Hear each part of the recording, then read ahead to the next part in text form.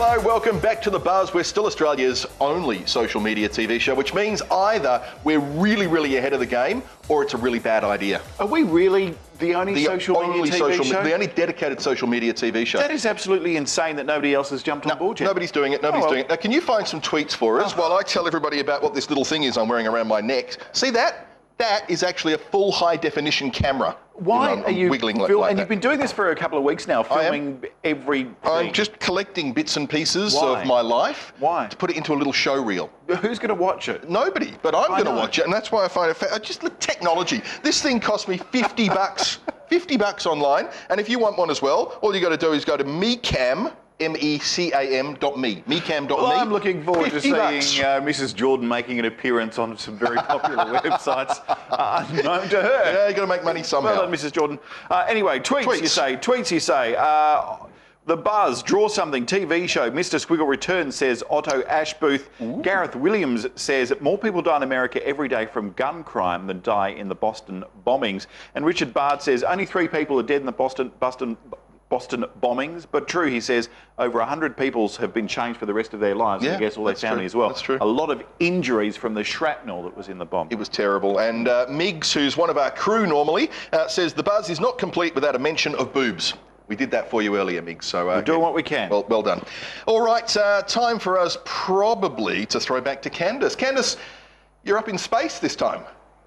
Yeah, from boobs to astrophysics. Who would have ever figured out a way to do some kind of throw to that? But that's fine. Well, I'm here reviewing an app. It's NASA TV. It's one of the new and noteworthy apps on the App Store at the moment, and I've had a little bit of a squeeze at it, and I must say there are some fantastic elements to it, but overall not particularly overwhelming unless you have a huge interest in the things that NASA does.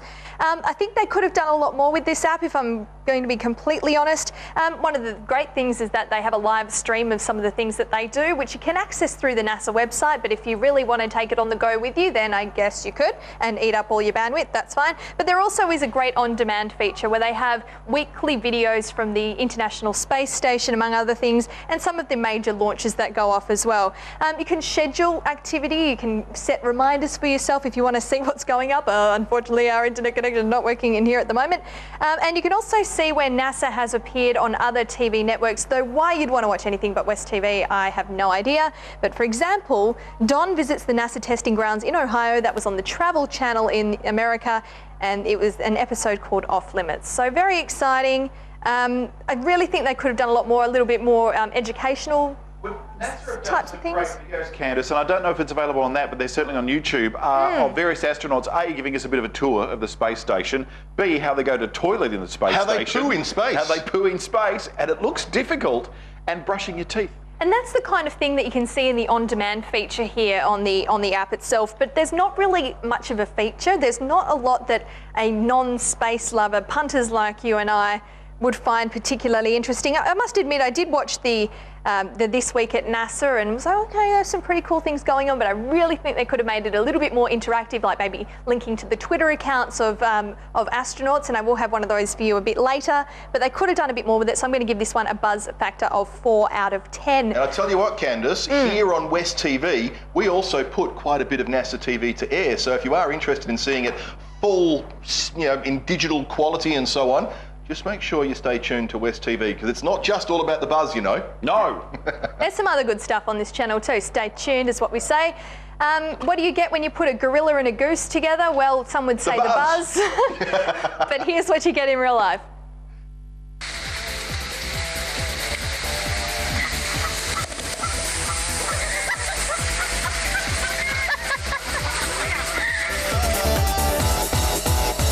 So which one, the gorilla and the goose being the buzz, which one's which? I'm the gorilla. Well, there were 2 geese. There were 2 geese, weren't there? 2 gooses. All right, so both geese. Yeah. Ryan Gosling was his name.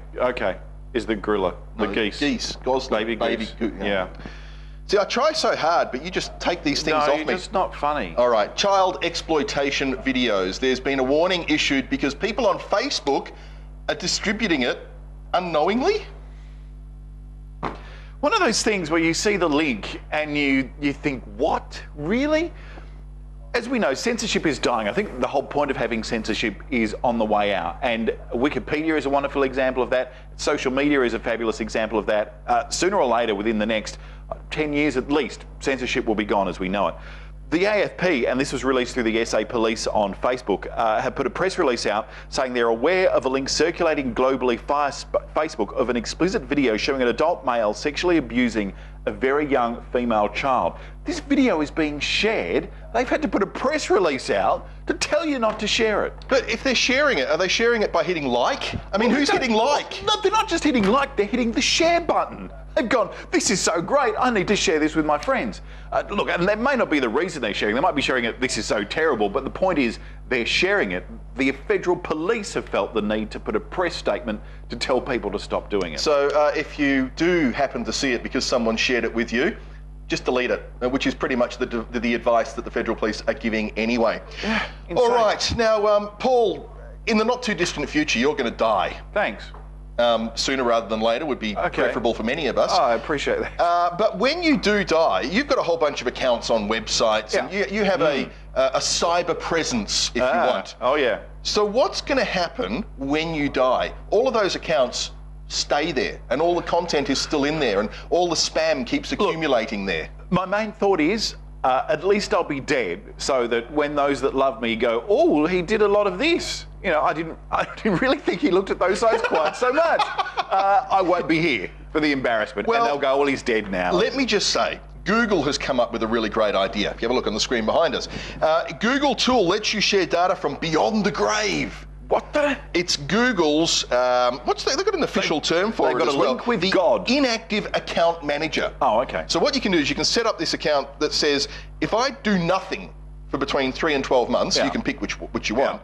It will email all of the login details for your account to someone that you've chosen. To a trusted person. So in my instance, I've obviously set it up to send it all to my wife. Really? Yes, but I'm with you. There is some danger. You know. There is some danger in here. Yeah. And I think in particular, it's got to do with pornography. And I think really what we need to do, perhaps you and I can do this right now. Because we don't just have a stash of videos anymore, do we? Not anymore, no. It's not just a mag under the mattress. No. So I'm thinking what we need to do is set up this idea of porn buddies. Okay. So the first thing that happens, I think I've seen that video. Should one or two of us die, or one of us preferably, we have to make it a mission to get into the other's house as quickly as possible and clear your erase the browsing history. Yeah. And the shares. And stuff off your hard drive, I guess. All that stuff has got to go. Yeah. So there you go. New hashtag for you, hashtag porn buddy. Porn buddy. Set it up, get one, and you'll keep yourself right out of trouble. But do girls need one, or no, hang on. We'll go to the crew. Crew, do girls need a porn buddy?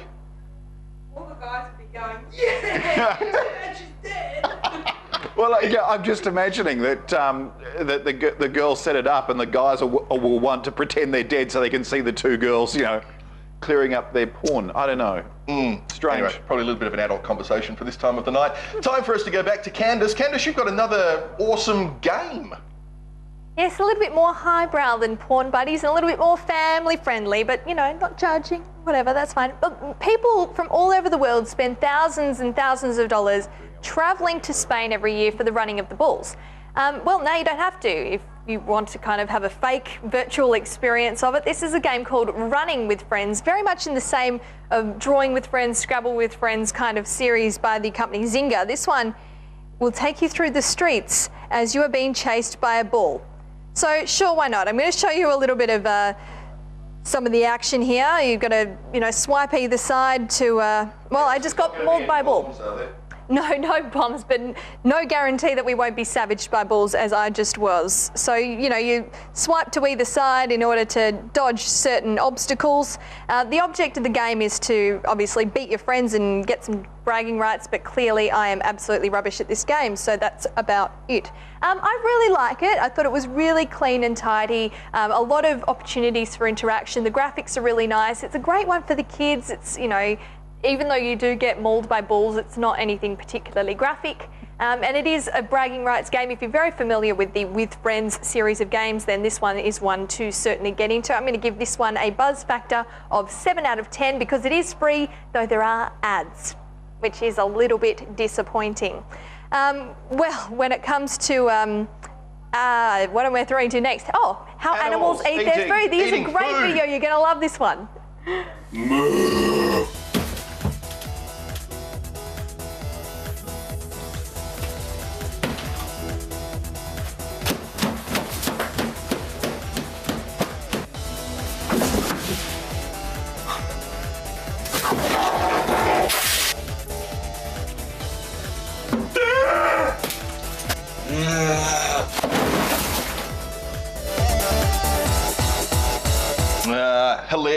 Hilarious, those internet people. And it's a bit funny, but it really was the most overrated internet viral video this week. And we probably showed you the best bit as well. Yeah, well, the best bit I think was the rhino at the end, where he just kind of, but yeah, straight in like that. It's just university kids. Hipsters, who needs them? Now, rumour has it that I bully you on this show. Would you say that's true? No, Jason. No, not at all. You wish you could bully me. There is a thing on Facebook at the moment about bullying that's been shared some 480,000 times. I mean, you know... 470,464 times Michael Bent's photo has been shared. He's a little boy, and Dad's taken a picture of this little boy that says, "I stand behind my son in the fight against bullying. Please like and share to send a message loud and clear that bullying needs to stop now." Clearly, I guess he's felt that his son has been bullied. The school has done nothing to do it. So what would the next step be? Would you approach the parents of the bullies? Would you speak to the police? Would you talk to the bullies yourself? No, I would engage in some slacktivism. You would take a picture and put it on Facebook. Yeah. And that's exactly what's gone here. And I don't know, it seems a little like exploitation of the son, but people love this stuff. They keep on sharing it. I know. Like, why? Yes. Why is that happening? You're encouraging them. Stop it. All right. Now, I don't know if you're aware of this one. You should be, because it is all over the place, especially on the internet. Yeah. There was a crosswalk in Sydney. Yeah. And it was rainbow coloured. Okay. It was in that Oxford Street part of... You'll never see men in short shorts like you will in Oxford Street. That is exactly true. Anyway, the state government came through and tore up the rainbow-coloured crosswalk because they considered it dangerous. Oh. It's far more dangerous things going on in Oxford Street than a coloured crosswalk. But of course, there's been huge outrage about it, and so a guy by the name of James Breckney. That's a lovely name. It is, isn't it?